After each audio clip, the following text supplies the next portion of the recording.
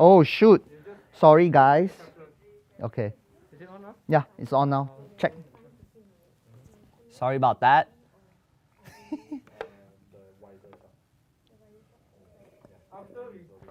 Check, check, check. Mm. Really go live ah? Okay, okay. Okay. Oh, hopefully my phone doesn't suddenly ring ah. Shit boy.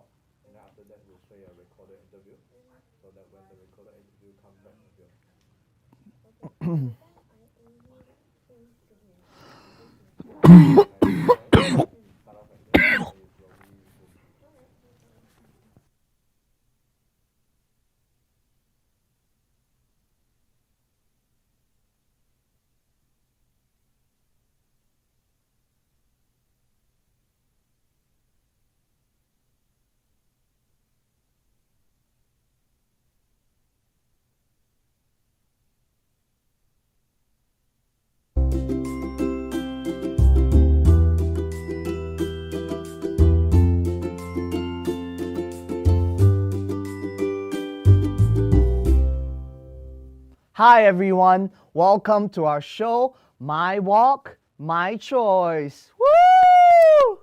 We're coming to you live from our beautiful UCSI Media and Broadcasting Center. I'm your host, Jin. Thank you all for tuning in to part 1 of episode 1. Now, for those of you who don't know, which is most of you, My Walk, My Choice is a show that discusses on matters or issues one may face in life, such as mental health, relationships, stress, feeling left out, and many more in 2 episodes. So, at the end of each segment, we'll provide our personal thoughts and general solutions on how to resolve each matter. In addition, because of this, our show correlates with Goal 3, which is good health and well-being of the Sustainable Development Goals, or SDGs. Now, for the first part of this episode, we will be talking about the issue of feeling left out. So, I think we all know that it never, feels good to be left out, right? It sucks. But why do we feel that way whenever we're left out? Is it just something that's natural for human beings to feel whenever we're left out? Maybe, right? I don't know. Do you guys know? So, to find out more, we'll go live to our co-host Eddie and his guests. Take it away.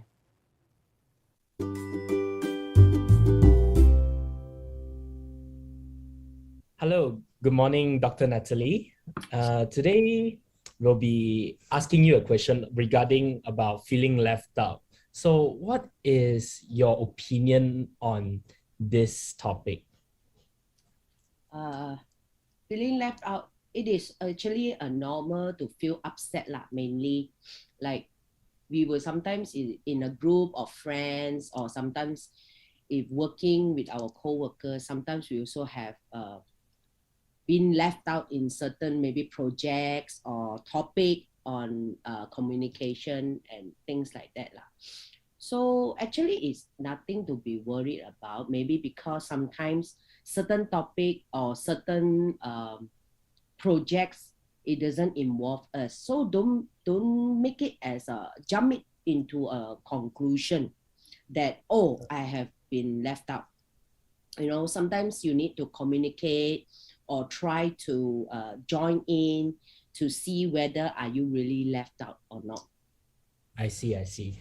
So in your personal opinion, how would you solve such issues if you were to be in one? Okay, basically for me, first I will try to avoid jumping into any conclusion yet. Mainly I will do is to communicate my feelings to them. Like when I feel left out, I will try to involve myself into their topic, or maybe into their group chat or things like that. Like sometimes things that I could offer, maybe some of the ideas, some of the opinion, if like places to go, maybe I could suggest some. So from there, so sorry. So if they accept your opinion and all those things, you may not be in the category of left out. You see, that's why avoid jumping to the conclusion. This is the most important thing first. We try to control ourselves. I see. Okay. So, what is the best solution for someone who is still new or don't really know how to solve this issue? Like, Okay. is there a 1 or 2 step rule that they can follow? Actually, there are a few that you can try to talk to someone that is supportive. The maybe your close friends, or sometimes some of the people, they have very good siblings that could listen to them, or parents. You see, so when you feel rejected, okay, talk to someone that you can trust, that can try to help you, even though sometimes they can't help you, but they listen to what you have to say, okay? And they may not have any solution for it, but it gets things off your chest, because it's very therapeutic is that someone listens to you. You feel left out is because no one listens to you, no one involve you. So this is part of speaking to someone that is supportive, at least someone that listens to you, okay? And then they will help to point out the possibilities, why maybe they felt that, or you are left out. All right. Yeah. All right. Thank you so much, Dr. Natalie. So we'll pass the time back to June.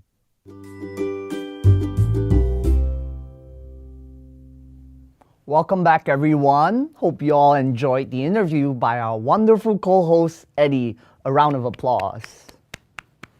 So, after watching the interview, I hope everyone here at least has a better understanding of our feelings, whenever we feel left out. So, to further highlight the issue, I would like to talk about an article written in the New York Times called "They Left Me Out and I Saw It All." The article was written by a person named Haley Reed. And to sum up the article, basically Haley talks about her personal experiences of being left out by her group of friends, and how social media has worsened the effects of it. So, one thing I really like actually about this article is how she talks about the differences between the fear of missing out, which is completely different from something what she calls knowing you've been left out. So, what exactly is the difference between the two? So, in my opinion, fearing that you're missing out is somewhat like an anxiety that's been caused by not knowing whether or not your friends are having a good time without you. So, whereas knowing that you've been left out is basically, knowing that you've been completely abandoned by your friends. So, personally, I think both are terrible, but I think we can all agree that the second one is probably worse, right? Yeah. So basically, what the article is trying to say is that in today's world, which is predominantly dominated by technology and social media, we can see all our friends, what all our friends are doing at any given time, where they're going out to, where they're having drinks, whether or not they're going shopping or having fun without you. So all these things,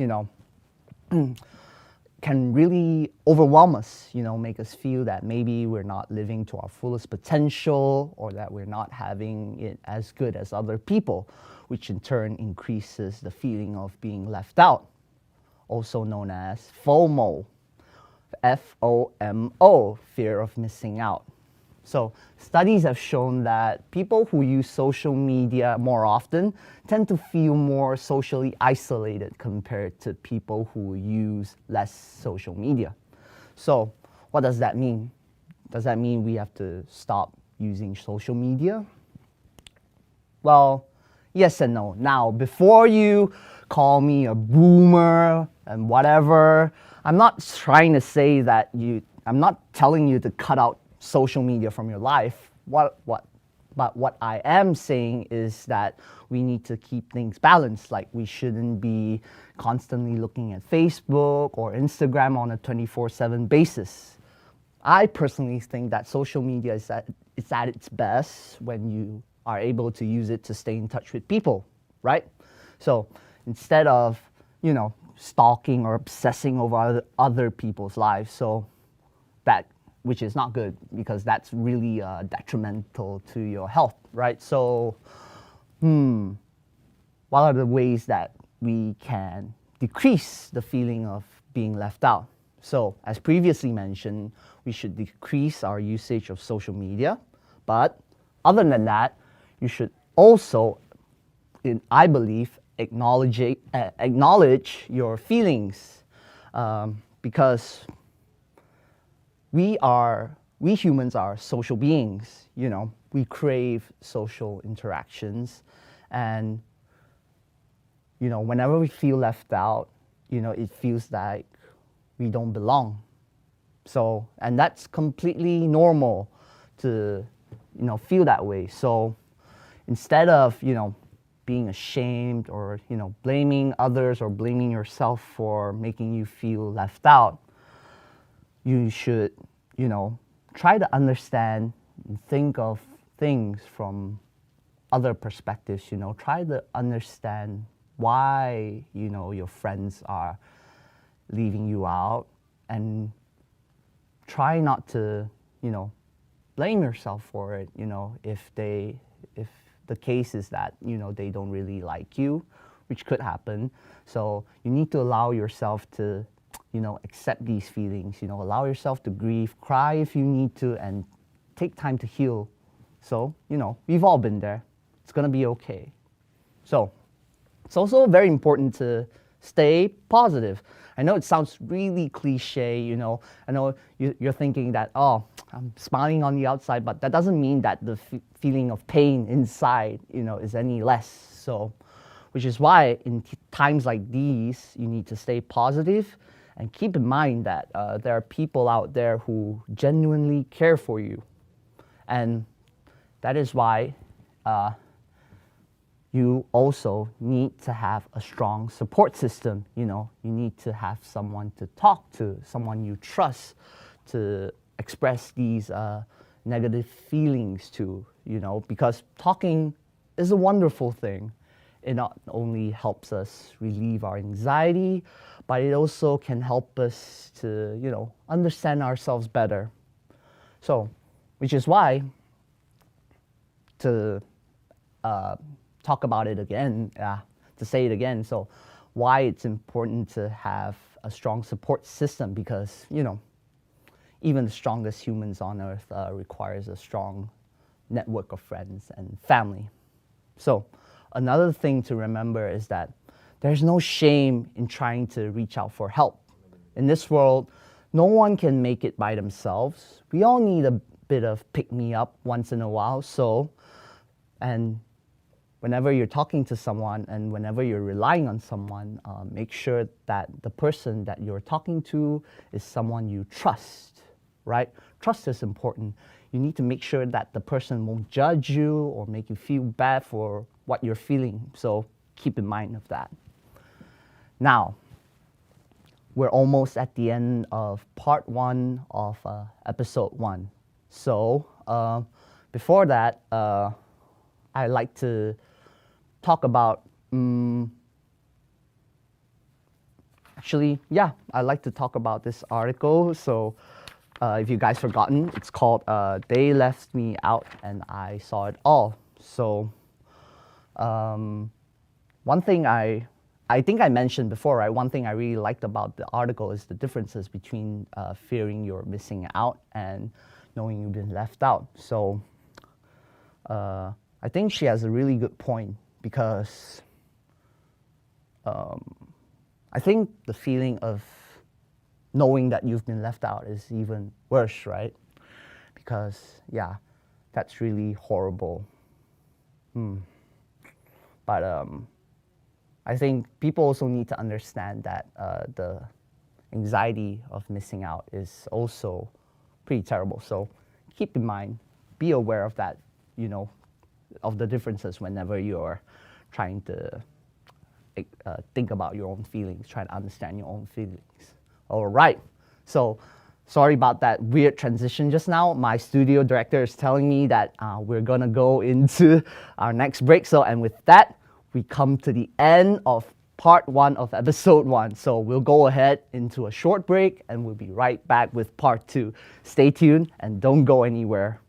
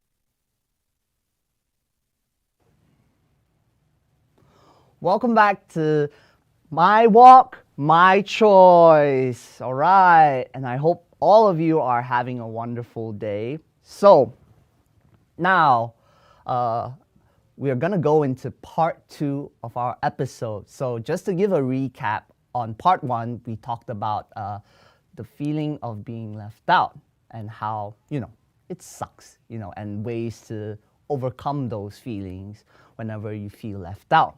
So, for part 2, would anyone like to take a guess what we're going to talk about? All right, it's just me. There's no one here. All right, fine. Okay, never mind. I'll just say it.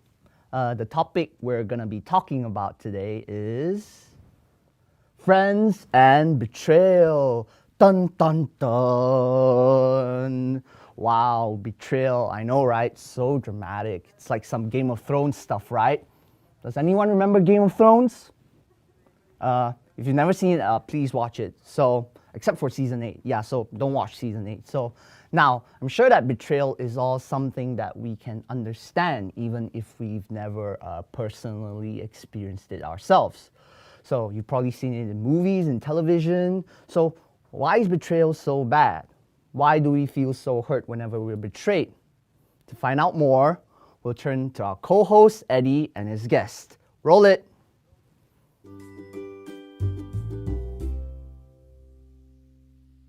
Right, once again, we have Dr. Natalie back on the Zoom call. So, Dr. Natalie, we'd like to ask your opinions of friends and betrayal. What do you have for us as input? Okay, friends and betrayal is a very frustrating topic. Okay. Yes. Because usually if friends and betrayal, what I would suggest is they are negative input. So never let this negative input goes to you. Okay, we try to reduce it, okay, stop it from spreading it to us. If you feel that the friend that is negative, that betrays you, maybe turn you around, stab you by the back, or in front of you, maybe chit-chatting very nicely, support you, but at the back, they put a parang at the back of you, okay? So this friend, you may choose not to be friend with. Okay, I'm very blunt with it because it almost happened to everyone, okay, including me as well. My teenage years and my adult working years. So how I overcome it is that I will just keep a lot of things to myself, so I doesn't, when this negative person is around, I will just hi, bye, talk simple thing. And then I won't tell anything that is more private or anything that is very important in front of this person. This is what we learn from experience lah. Of course, I won't just like kick the person out as no friend, no nothing. You see, a friend in need is a friend indeed. So sometimes may not know in the future, maybe certain things you might need this person's help. So I will just talk less, normal talk, very simple friend talk. That's it. I see. Yep. Okay. So we have about another 60 seconds left. So we'd like to ask, what is the best way that we can choose to continue this relationship, or we choose to stop this relationship? Okay, it depends on each individual. It's not about which is right or wrong, but as I say, if the more negative feeling you have towards this person, so it's best to just we don't really say shut the person out, but we just give it a small full stop. But for me is I will just put it a full stop lah. As not in a escalation mark that is totally break. I will just keep it as it is. Okay, just hi, how are you? Okay, I'm fine. Okay, free. We just have a drink. That's it. Simple, easy, and no grudge among each other. Yeah. Okay.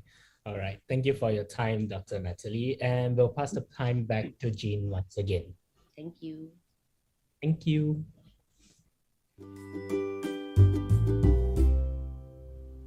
All right, and now we're back.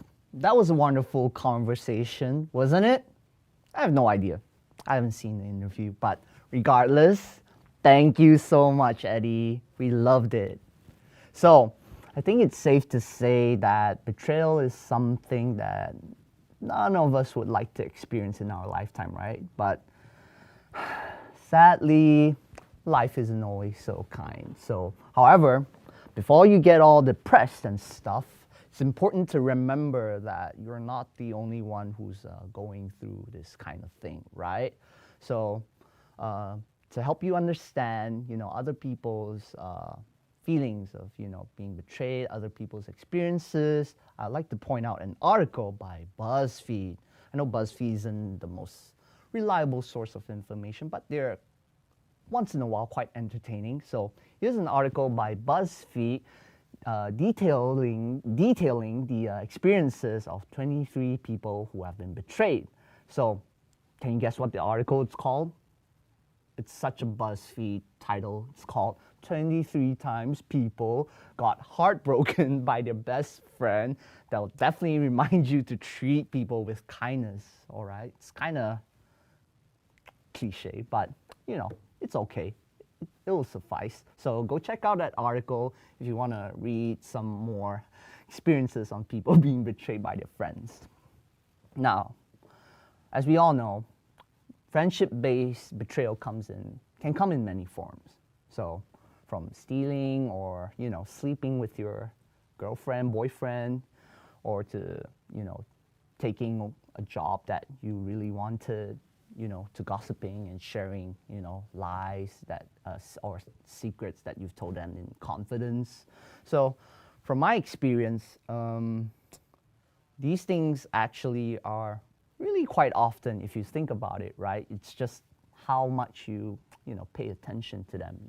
In one study, it says that 68% of people who have been interviewed basically have been betrayed, have reported that they've been betrayed by a friend at some point in their lives.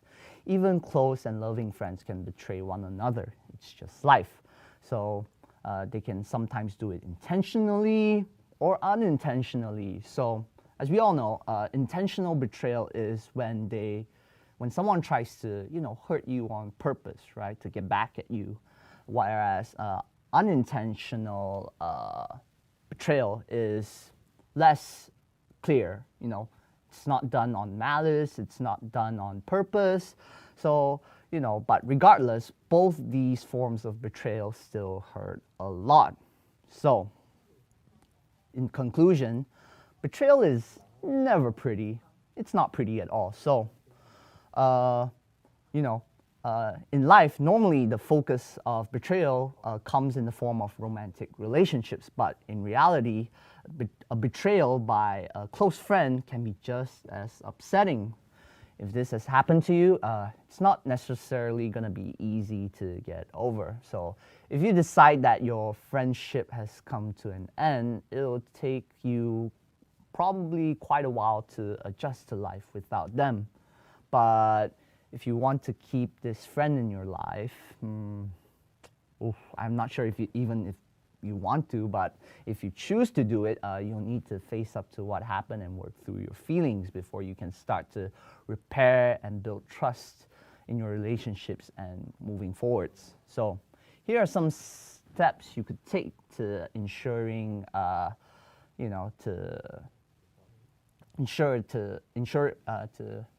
what's the word for it? Repair the relationship whenever you're betrayed. So the first thing you need to do is to accept that, being betrayed sucks and it's hurtful and people make mistakes, but it depends on what kind of mistakes they make, right? So, if you've been betrayed by a friend, it's completely normal, to be devastated by it, Some people try to fight these feelings and they don't really understand why, someone would do this to them, That's why betrayal causes so much pain, It's largely down to the fact that we place more value on our relationships than in other forms of things in life. So, which is why betrayal really hurts. And secondly, if you can, have an honest conversation with that person. So your friend might have betrayed you, but if it's to such an extent where there's no chance of the relationship healing, or if there isn't any chance of you giving them a second chance, so that's totally up for you to decide. But if it's something that you're willing to speak to them honestly, so yeah, you should try to have an honest conversation with them. Try to be not so, judgmental, and hopefully you can salvage that friendship, right? So, even so, if you choose not to remain with your friends, you still need to be honest about things, Try to think about it, after the betrayal has happened. Try to think about, what actually went down, be objective about it, and don't let your ego get in the way of things, because, ego only makes things worse. So, right, now move on to the third way, which is to figure out why you feel betrayed, what exactly constitute as betrayal? What did that person specifically do to hurt you? And did he do it purposely or unintentionally, so you have to really think about these things because it's not as black and white as people make it out to be, So you need to ask yourself basically what that person has done to betray you, to hurt you so badly, and you need to ask yourself whether or not the relationship is worth saving at all. Ultimately, these things are up for you to decide. I can't really help you in this department, right? So one thing that I think that a lot of people don't really talk about is sincerity, when it comes to being sorry, especially in the case of betrayal by a friend. So a lot of times when someone hurts you, they don't really feel remorseful or regretful in any way, right? So I think if you still want to heal your relationship with your friend, you need to probably figure out whether or not that person is really sorry that they're for their actions, and if they're not, then chances are it can't really work out. So it's your decision, I can't help you. Some people might be really good actors, but you need to figure that out for yourself. And and if you ultimately decide not to forgive that person for being, remorseful, so being sorry, so you need to let go of that. And with all that said, it's safe to say life can be really complicated, and it's important that, to remember we have only one life and we need to live it to the fullest. So I hope you guys enjoyed today's episode, and we'll see you in the next episode. Goodbye.